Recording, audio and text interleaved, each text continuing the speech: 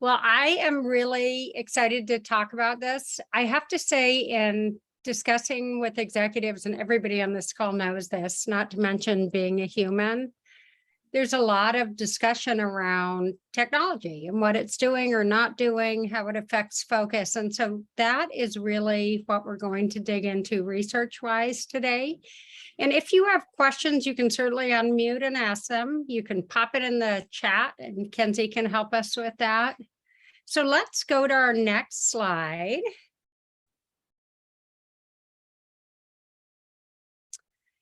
And I just wanted to start with kind of a global comment about this. I think for anyone, even back in grad school 25 years ago, I mean, the speed of technology is something we've always talked about. And the fact that it gets faster and faster, I don't think has surprised most expert psychologists, you name it. The piece that is surprising is how passive we are in the face of the way that it is changing our lives, even our brains and everything else. And I hope that part of what comes out of this is that in some ways, I think a lot of us are feeling like we just need to deal with this. This is the culture, as opposed to seeing concrete things we can do given the reality. Technology is our weather system. What do we want to do with that? And I will also preface by saying I'm not a believer technology is evil. There's so many applications from health to climate change to you name it, where technology is critical. But it is something I'm really hoping we all walk away saying, I want to have agency in terms of how I manage it. So let's go to our next slide. And people even debate, I mean, does technology even affect our focus? And one interesting study that Microsoft did a few years ago, and there's all sorts of fascinating ways we can track attention span. Some of it is even tracking things that we don't have full control over, the gaze, the turn of the gaze of our eyes, tracking how long, of course, we stay on a page or stay involved in one task. And Microsoft came up with 8 seconds as about the normal span that people stay focused. And that's compared with goldfish that are coming in at 9 seconds. So it's a little bit scary when we move below the lowly goldfish. But the thing that's really interesting is looking at data, and there's more recent data than this. This is just one source. Attention span, so the length of time we can stay focused, has legitimately dropped. It is shorter. It's not something people are imagining. And there's huge implications for this. If we think about anything from our own work to our relationships, to our lives, to big problems that we contend with and people need deep thinking to solve. So let's dig into talking a little bit. What I want to do is talk about some of the things that are driving us to lose some focus. And then some of them are obvious, you've heard of. Some of them I think are less obvious. As I think about them, they were to me. And then some concrete things we can do with this weather system versus just kind of throwing our hands up and floating along with our attention spans. So let's go to our next slide. And I'll start with what I think most people have heard more about. One thing is called the switching cost. And, you know, the old debate about can people multitask really has been solved through brain imaging studies where they have people do 2 tasks at once. And again, in these studies, we can measure where blood flow is going and oxygen, and it pertains to the part of our brain that we are using most heavily. And when we feel we are doing 2 things at once, I'm returning a quick email while listening to a webinar, or you fill in the blank. I'm cooking, but I'm also watching a show on TV. We actually are not doing anything of the sort of dual focus. We are doing very rapid switching, and our brain papers over switches that are that fast. It's kind of like when you read one of those words and there's a letter missing and you still read it as the entire word. Our perceptual system is set up to do that. And so what is also a little bit scary is we're not even aware of how degraded our attention is. Again, lots of research on this. When we look at, and Andrew, who's on this call, a fellow consultant, and I just led a team session, and we start by saying all technology away. And we are literally not meaning your phone on the table. Because if we want the collective IQ of that group to go down 10 to 20 points, you leave phones on the table. We are covertly, constantly distracted by that phone. What's happening? Is something on there? Should I be returning it? And that kind of degraded attention lowers our ability to problem solve. So some of us have heard about that. We really are not doing two things at once. We're doing a lot of oscillating very fast. One interesting kind of implication of this, there's the immediate oscillation. I'm flipping between texts and watching Netflix or something. But there's also not sticking with things kind of more globally in technology. So I worked with one senior executive who has a healthcare technology company. And I said, oh, I bet your demographic is you have more young people using it. And he said, correct at first, but the customers that we have that are really sticking with it and have had great health results, they are all over 40. The switching cost is even more severe the younger you get. So while folks are more tech savvy, I'm speaking globally, not literally, but tech natives, the switching is higher. So even sticking with things is different. Interruptions. I mean, sometimes I'll be working along, I'm not reading my email while I'm also writing a paper, but I leave the notification on, I'm interrupted, or old school, somebody comes to my office door if I'm in at work, or a kid comes in. It's not just the distraction, but there is a period of time in minutes for our brain to get back, because we're not even aware of it, but it's basically going back through what I was doing, running through that, figuring out where I stopped, thinking about what I want to say, and then moving forward. And technology just is amplifying this immensely. And then just distraction. And that's finally we've caught on, with driving and texting, or even holding your phone to your ear. Many people, it has been said for a while that it's as bad as drunk driving. Some people think it's worse because we are not even having our eyes on the road, our brains are involved. And once we really understand this inability to truly focus on two things, it's a little bit, it's both scary, but it's also really informing and tells us how at work and at home and everywhere else, we really can have a competitive edge. A company can have a competitive edge if there's a period where, if I'm in a meeting with a client, for instance, I'm not also on my phone. And I can't tell you the number of times as an executive coach, even though we talk about putting things away, people are very prone to be distracted on that. So let's go to our next slide. And after we run through these, I would love to ask the group if any of these ring true to you. So declining focus, one thing that I want to say, we've heard blue light which comes from devices, can cut into our circadian rhythm at night and basically wakes up our nervous system, and it is harder to sleep. That is true. Now, here's a funny caveat. We don't want to block blue light in the day. We are meant to be getting blue light in our eyes. We are meant to be getting a great deal of light in our eyes in order to feel awake and alert. The piece we don't talk enough about is sunlight. That focus is really tied to how early in the morning we're getting sunlight in our eyes, not through a window, not from a light, but even 3 minutes with your cup of coffee, standing outside, getting photons in your eyes. That is the only way our brain, which has no exposure to the outside world except our eyes, that's the only way our brain can tie our circadian rhythm to what's happening outside.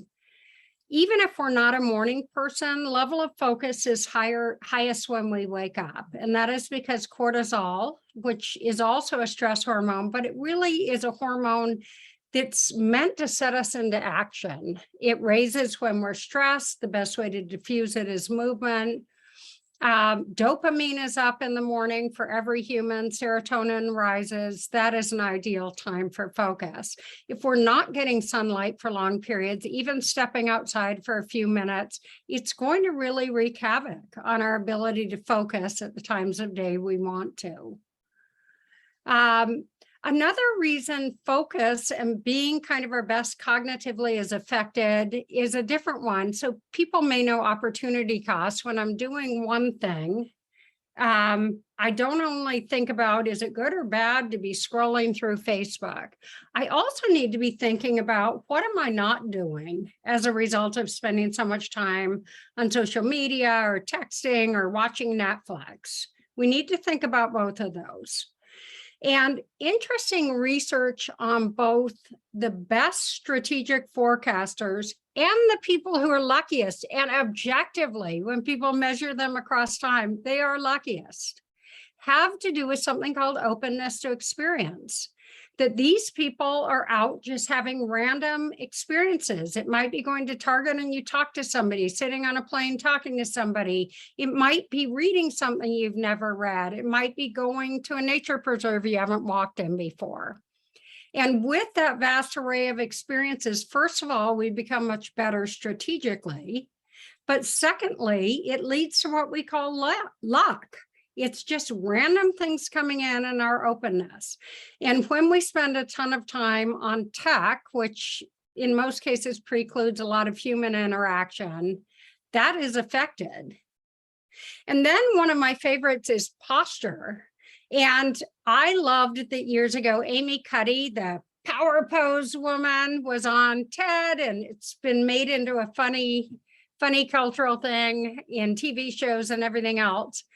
There is just a load of data on the way that our posture affects our mental health, affects our focus, affects our cognitive ability. And I'm not even talking you need to be outside all day. Many of us have office jobs. It can pertain to how I'm sitting up straight or standing up. Literally differences in cognitive scores and focus if I sit up with a strong posture. What happens, they talk about the smaller the device, the bigger the hunch. And we all know this kind of personally. You're on a computer and you may be leaning forward. Most people sit like this. Just look around next time you're out and about. And the body posture of curling inwards sends psychological signals and also affects us physiologically to feel powerless. And it's very tied into also feeling low mood, kind of depressed, not as expansive. So that is another thing that's simple, but we are all doing it to a degree that we're probably not even aware. Technology does a dopamine hijack. And by that, some people talk about addiction to anything is really a narrowing of the behaviors or substances or fill in your blank that give us pleasure.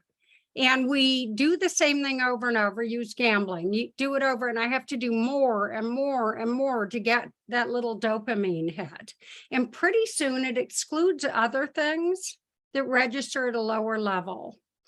So when we are on technology, which most of us have read and heard, is very tied into our dopamine system. It was engineered this way. We become much more narrowed in terms of what we want to focus on, what we're engaged in, and becomes a real vicious cycle. The cognitive narrowing has to do with not only getting very zeroed in on technology as my one source of a quick hit, but cognitive narrowing is also back to the brain-body connection. So think about this for a minute. Our perceptual expansion, what I see, how broad my horizon is tied to cognitive perception. Again, we're hearing this link between our eyes and what's going on in our brain. If we spend time outside, and try this sometime, looking around, looking broadly at a horizon, it can be in your lawn. I mean, it doesn't have to be a fancy outing. It literally broadens our perspective on thinking. When we sit and focus in with our eyes on one spot or our phone or the computer all day, it literally narrows our perception. And as crazy as that sounds, when we look at things like room dimensions that people sit in, lower ceilings, smaller rooms, narrows creativity. So there is just a direct link to what's happening around us perceptually and what is happening in terms of our cognitive expansion, how broadly we can think creatively, etc. And then the last piece I would say is that when we get all of our dopamine from one source, or a lot of it from one source, from little hits from our phone or email or being online, social media, our ability to deal with basic frustrations narrows. Our world becomes much more narrow. And to me, as a neuropsychologist, it's really interesting listening to the debate on stress. And I think we often have it wrong. There's so much discussion about, oh, it's stressful out there, you ought to be getting a massage or walking your dog or watching Netflix, something relaxing.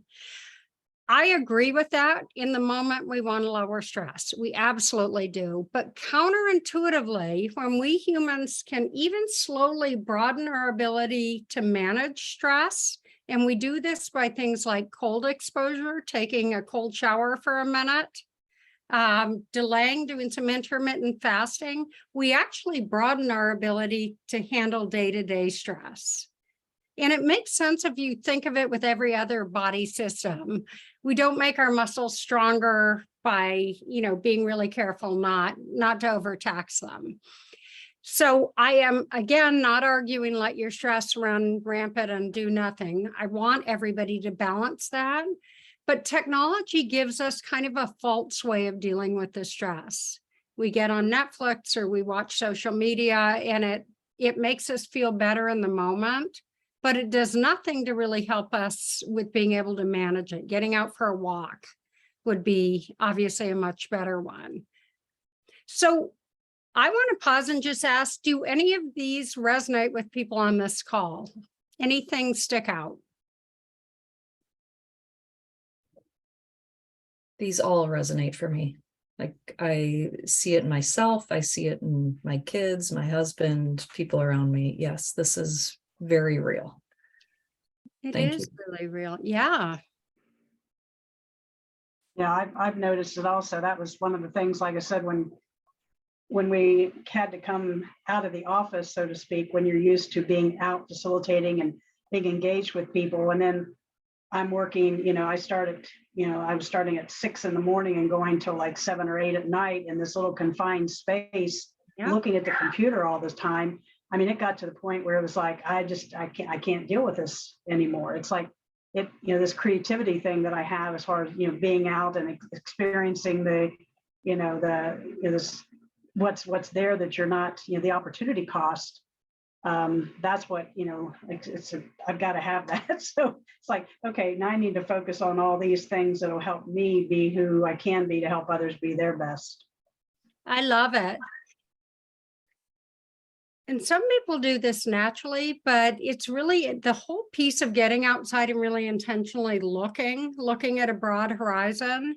It's also one of the absolutely best ways to diffuse stress. And if anyone's heard of EMDR, eye movement desensitization, I'm always forgetting the R, where your eyes go back and forth with the therapist as you talk about a stressful event.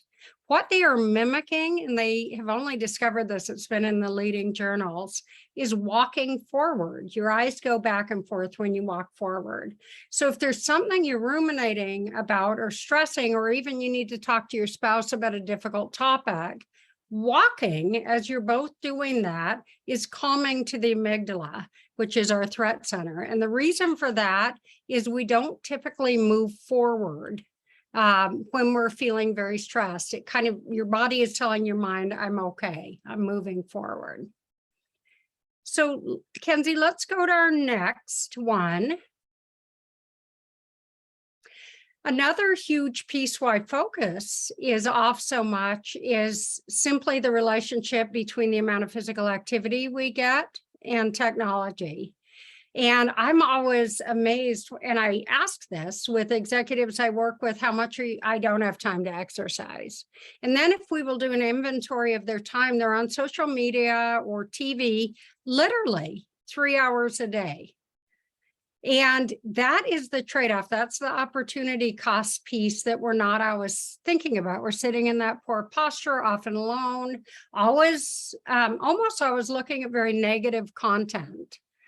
Social media, I mean, this is not a blast on it as a thing, but the way that it's used is if it bleeds, it leads. And that is part of news, that's part of social media, with innate negativity bias that we're much more drawn to dangerous negative things. It kind of sells, you get more eyeballs. And so if we start spending a ton of time watching technology, reading through technology, the odds that the negative skewing in our world are much higher, are very high. There was a study done in Israel, and it was such an amazing natural experiment where they had the top security clearance of people working in this organization. And then due to some changes that went on, half of the employees suddenly were moved down to a lower security clearance. And with that change to go down, they were allowed to use social media. And thankfully, an organizational psychologist or clinical psychologist had the foresight to say, let's do some well-being measures, depression, anxiety, before and after these changes. Nothing else changed. So they tested them. Everybody was similar. 6 months later, tested the two groups, and the folks that were on social media, and they were seriously on it after not being on it, had all declined in terms of their measures of well-being. And I'm sure it's an amalgamation of all these pieces, lowered movement, not as much sunlight, but the negative content is a real thing. It's also curated content. Back to openness to ideas drives luck, and also is correlated with our ability to forecast trends. By nature of any algorithm in social media, we are getting a very narrow window into the world. And so again, really lowering that. The lowered social interaction sometimes is kind of a party trick. I look around if I'm out to eat, and couples, families, the kids, I don't know if you see it. So, and this is not a judgment on them. This is the norm now. Everybody is kind of bent over their individual phone. And it's just fascinating when people are out and walking about, the odds that they talk as much to strangers has gone down. And that might sound like, well, that's a good thing, except that we know, and there is a lot of data on this, that simply having a conversation with a stranger, if you're in Target or at the bus station, ups our sense of well-being for a protracted period of time. We are social creatures. And then the other piece I'd say about declining focus is tied to sleep. And when we do large scale studies looking across, something like 75% of kids are talking about sleeping with their device, which is on. So it is beeping in the night. It is waking them up. Adults talk at least 50% about having the blue light on late, self-report that they've been up much later than they wanted to be. Why is that? Because as humans, we always prioritize, if we're not being intentional, the short-term gain over that loftier goal. Oh, I want to get 7 or 8 hours of sleep, but whatever, another rerun of Unsolved Mysteries is on. So let's go to our next slide. The most critical piece I want to talk about for all of us as leaders, humans, creative people, is something called the default network. And once I explain it, you'll all know exactly what I'm talking about. Some people call it daydreaming, but it's not. That connotes to me kind of fantasizing, like about a fun future event. The default network is when you may be walking along, maybe you're walking from your car to the store and you're kind of spacing out and your mind is traveling around. And perhaps earlier you were trying to solve a problem at work or remember a name or think of a good idea for someone's birthday and it pops in your head. That is your default network. It's unconscious. And when we're not directly focused on technology or solving a problem, our mind does this. And it is the underpinnings of creativity. If you look at great discoveries that have been made, it's rarely sitting at the desk in the lab. They sat a long time in the desk at the lab or in the hospital or wherever at their desk to write something. But they will talk about it is later while I'm showering or I'm walking that this insight comes to me. And it's a low resolution part of our brain that kind of operates and is constantly looking for connections within information that we're taking in. I worry that with every spare moment, even that we're taking a walk from here to the supermarket, we're on our phone, we are really minimizing an incredibly valuable thing that we humans alone have, which is that default network that is doing the problem solving unconsciously, that is looking for creative solutions. And I challenge everyone on this call, because it's so normal that we pull out a phone when we're walking or waiting, to try not doing that. And if this sounds easy, let me tell you a study that was done a couple of years ago. And what they said to the people coming in, they had to put their phone down as they came in. They're just in a room by themselves. And there was a little machine that would give off little electric shocks. And they said to them, we'll just show you what this feels like. It hurts. It's not damaging. And they said, we want you to sit here for 15 minutes just with your own thoughts. Just reflect, just have some time alone, and seated them down in there. And after 15 minutes, they're watching these folks. 25% of the women started shocking themselves, and 2/3 of the men did. And the researchers came in and said, well, why did you do that? Yeah, it really hurt. Well, I was bored. Shocking myself with an electric shock is better than sitting and just needing to feel my thoughts. So give yourself a timer. Try just letting yourself freely associate, and you'll see what I mean. It's also why so many people sadly poo-poo or say they're not wired for meditation, which is just plain silly. Everybody starting meditation, even for a minute, encounters the same thing. I haven't had an experience where I'm trying to just calmly focus on my breathing and let my mind be, and it just gets going.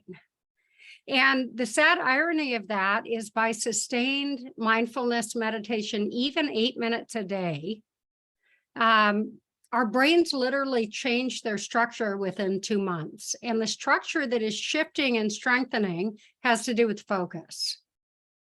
So the thing that we need to be able to focus is hard to do in the beginning because we're very distracted from that. So let's step to our next slide. So I am not a big fan of kind of doomsday, everything's horrible, we just have to put up with it, like whatever, the pandemic. What can we do? And there are some concrete things we can do, and I am not suggesting you become a Luddite and throw out anything technical. So these are more practical things. Let's go to our next slide. And the first thing I'd say is raising our intentionality, and we can do this in a fun way with our family. I did this with my sons when they live with me. When are we going to be on and when are we off? And an interesting thing to know about our brains when you're trying to develop or stop any habit, brains have any of our brains have a much easier time with yes, no, than sometimes and occasionally, and I'll moderate. That is just a much harder habit to pick up. And so I'm not suggesting no technology. Maybe that would be the easiest after you detox. I am saying giving it concrete times you're on or off. So our family years ago said no phones are ever at the table, of course, while we're in meals. After dinner, we have time and we're off things. It's not saying you can never be on, but having periods where you're intentionally not having technology on. And then really raising some mindfulness and tracking yourself in terms of, when am I doing things in a singular fashion? When I write or when I work on cognitively demanding work, I never have a phone out, never have a phone dinging, never have email on, because it allows you to be all in. And if it's helpful to start with a 30-minute timer and then you can check anything else, that's fine, but really trying doing some activities that are singular. It can be useful to do things with technology if it's work related after you've had time outside. We've talked about the cognitive expansion we get from perceptual expansion. And the one little twist or exception, I would say, about technology while exercising is listening. There is a lot of research that is mounting that when we are learning things, as we are physically moving our body, it enhances the learning. And so if you are prone to ebooks or podcasts, or you want to be learning something that way, that makes sense, that can enhance your learning. But to be glued to some kind of technology or a movie or something else, not as helpful. So let's go to our next one. So what can we do? One thing is really getting serious about creating space for the default network. And I am a fan and do this of finding even those little snippets. It's kind of like when people learn mindfulness, sometimes an exercise is to be mindful each time you stand up, or be mindful when you walk through a door, something that triggers it. And one little exercise you can do is when I'm walking to get somewhere, so into a store or walking into my house from work or walking in the neighborhood, that's a time when I'm going to be off tech, not checking phones, not something else. Because an interesting thing, again, technology itself is not evil. What we use it for often is to regulate emotions. And that's what I meant about the frustration threshold. We start having some anxious emotions or bored emotions, and it's a quick hit to pull out technology. But as we work through that and let ourselves develop a little bit more resilience to that, that's where the magic comes in with the default network. The openness to experience, really being intentional about times that we are away from tech and having different experiences. And again, it can be driving a different way to the store. I encourage anything in nature, even little things, going to a neighborhood park, walking a different way, talking to people where you can, something where I think a lot of people are kind of getting back in the swing of, and then really thinking about the modality. Because to both be on your computer doing work and on your phone, or driving and on your phone, just frankly, you can do it, but the quality of doing it's going to be quite low. So let's go to our next one and talk about where, I'm a fan of thinking, what is the intent for the activity? What is the intent for it? If it's to spend time with my kiddos when they come over on the weekends, we don't have our phones. I mean, we are having time with each other. If it's a time that I am spending with a group of people, if it's sitting in a lecture, listening, I mean, to really be intentional that slight boredom or anxiety is going to trigger us to want to get it. And then understanding the impact on other people. And I don't just mean I'm playing with my child or at dinner with my family and I pull my phone out and I'm on it. Also, having my phone on the table does the same thing to everybody else's brains. So when they see me sitting there with the phone out, it distracts them. So really being aware that this is something that affects all of us. And the biggest intervention we can do is really being conscious kind of when it's in, when it's out, why it's in, why we're using it. So let's go to our next one. And then how, and I'm sure a lot of you do this. To be honest, I don't even know how to have my notifications on. I hate notifications. They just are a killer in terms of any kind of focus, creativity. anything. We've talked about the phone out of view. I mean, if you're doing something cognitively demanding, and genuinely, we can get anxious not being near our phone. I had one executive say, well, what if there's an emergency? And I said, oh, are your kids somewhere else? No, they're home with me. Who are you worried about the emergency? Well, my parents aren't living. There wasn't an emergency that was coming. And we talked about how long would your wife be there if there was an emergency? Yes. We have gotten so conditioned that if we're off for half an hour doing deep work or deep family time, that we're just terrified of that. And then time bound. Again, I am not anti social media or having fun with Netflix at all. But again, thinking about it the same way you would with drinking or something else that's enjoyable in small quantities, not enjoyable if we abuse it, any activity. And practicing mini breaks, back to the raising our frustration threshold. All we need to know about our relationship with our phone is try taking a full day off. And it's just fine to tell people I'm taking a full day off, a tech sabbatical, but it'll be very interesting to see. And I recommend even little tiny ones, 30-minute breaks, 10-minute breaks if you need to start with that, just to build up some comfort with that.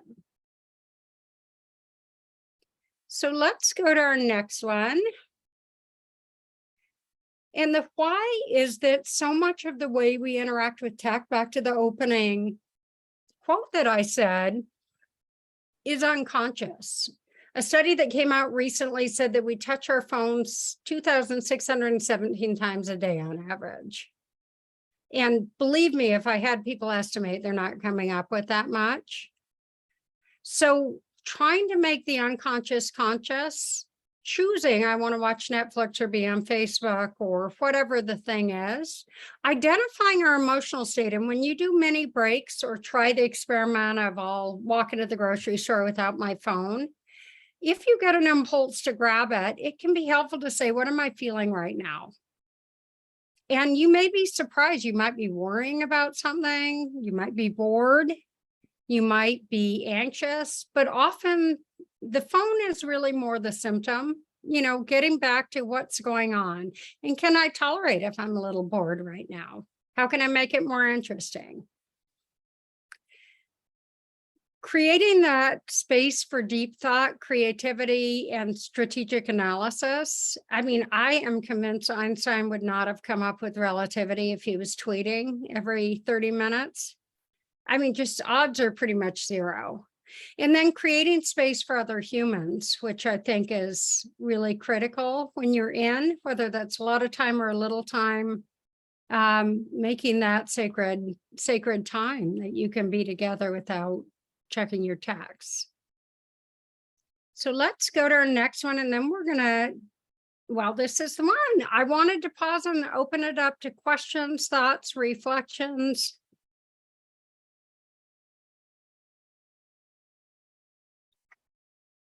Sarah, do you have any recommendations for how to change habits, like in kids, for example?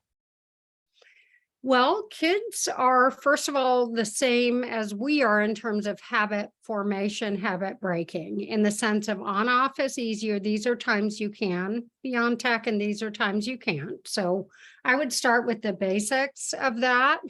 I think that setting concrete boundaries around when it's going to be on and when it's going to be off. And then also, they're on for a particular reason. And it may be that's how I connect with friends. And again, I'm not recommending you're going to have the one child who's not connected, but encouraging them to start thinking about other ways they can be doing that. My daughter, who's now 30, became very depressed and was on social media all the time and would talk about things going on. And I said, what if you did an experiment? Now she's an adult, and it was just remarkable how she felt not constantly comparing and reading. With littler kids, I think the best bet is boundaries. And then what I'd say secondly is what we're modeling. I mean, it sure wouldn't have worked for us to have phones off at the dinner table and breakfast table if I were on. What are any other thoughts people have?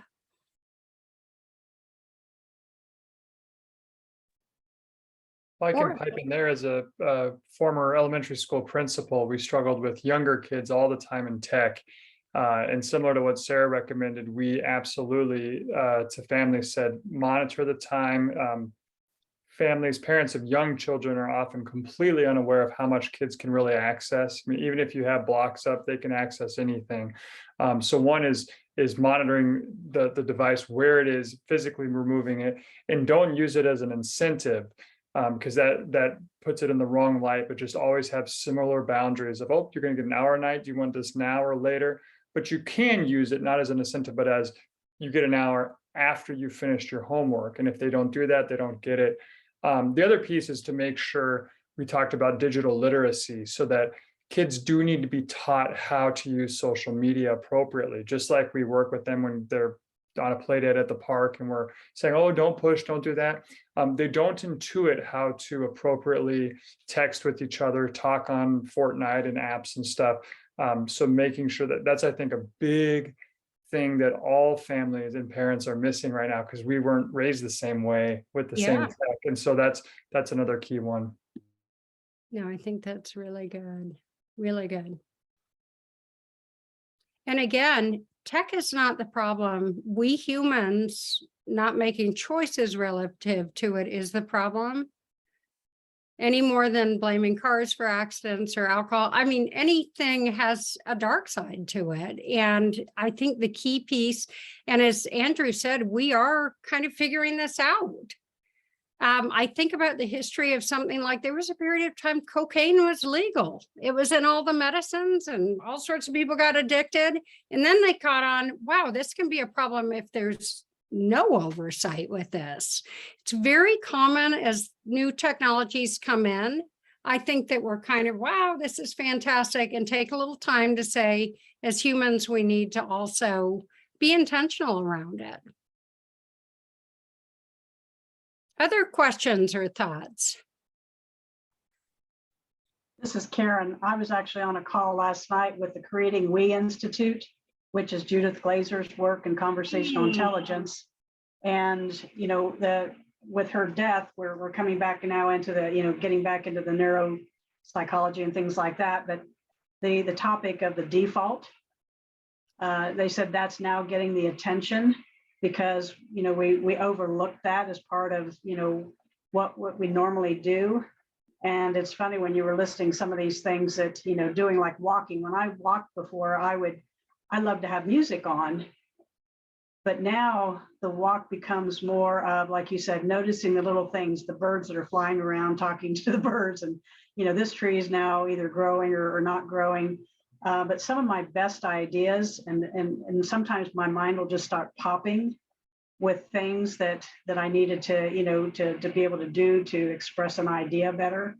So, I mean, I can see all these things, making a difference and being intentional. I like to use alternative ways for healthcare. So even it's been like 4 months ago now, or maybe more, I started Reiki and also yoga, therapy, breathing. And I'm very intentional about doing that breathing, starting off the day to, just center myself and being with spirit and all that stuff. And it's kind of helped. I mean, it's actually, I'm starting to see where it's lowering my blood pressure. That's and I'm physically feeling better. That's really, really good. And I love what you said about the default. I don't know if anyone else is an exerciser, but when I do it inside, my kids make fun of me. I keep a notepad on my treadmill or on the elliptical, because as I go and I'm just spacing out, doing my thing, the number of ideas that come in, and it's the default network, juiced up on endorphins and dopamine because of working out. I'd recommend you to do that. Let yourself just kind of free associate, see what comes up, especially after a focused work period. It's very interesting, or a problem that feels intractable. Just take a walk. Or any other comments or questions before we wrap up? Well, thank you, everybody, for joining.